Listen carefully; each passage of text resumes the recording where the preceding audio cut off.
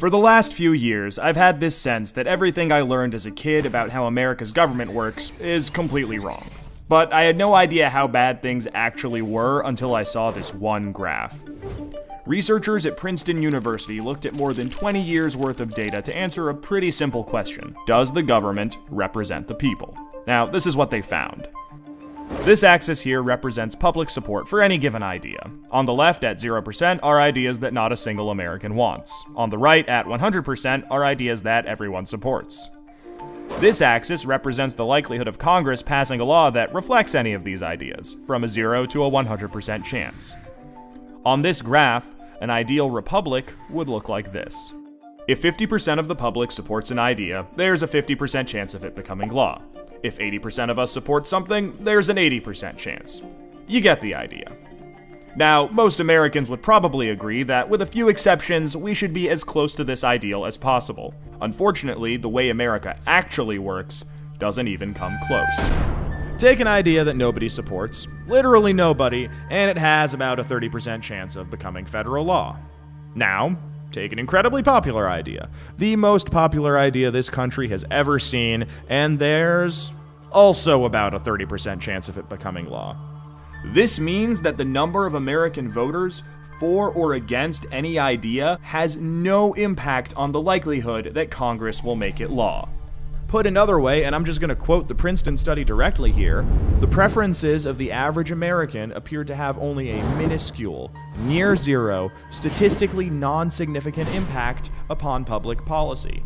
So if you've ever felt like your opinion doesn't matter and that the government doesn't really care what you think, well, you're right. But there's a catch.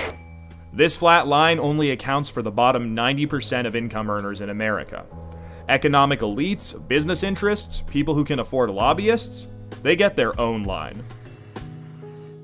Look at how much closer their line is to the ideal. When they want something, the government is much more likely to do it. And when they don't, they have the power to completely block it from happening, no matter how much the rest of the country supports it. They get what they want, and guess who ends up paying for it? We pay for it with the most expensive healthcare in the world. We pay for it with a tax code that's a complete mess. We pay for it with internet that's slower and more expensive, with wasteful spending, a floundering education system, a catastrophic drug war, and 1 in 5 American children born into poverty. Almost every major issue we face as a nation can be traced back to this graph. How does this happen? Well, just follow the money. Right now, it's perfectly legal to buy political influence in America. Here's how it works. Let's say a big bank wants a law that would force taxpayers to bail them out again if they repeat the exact same reckless behavior that crashed the global economy in 2008. Not exactly the most popular idea with the public, and Congress knows that. That should be the end of it. But that's where the money comes in. It's perfectly legal for our bank to hire a team of lobbyists whose entire job is to make sure that the government gives the bank what it wants. Then those lobbyists can track down members of Congress who regulate banks and help raise a ton of money for their re-election campaigns. It's perfectly legal for those lobbyists to offer those same politicians million-dollar jobs at their lobbying firm. Then, those lobbyists can literally write the language of this new bailout law themselves and hand it off to the politician they just buttered up with campaign money and lucrative job offers. And it's perfectly legal for those politicians to take the lobbyist-written language and sneak it through Congress at the last second. So now you've got a law that greatly benefits the banks, and the whole process can start over. This is how a bill becomes a law. A special interest hires some lobbyists, those lobbyists collect campaign contributions, offer jobs, and then write the laws that Congress then passes to help those same special interests. This happens every day on every single issue with politicians of both parties.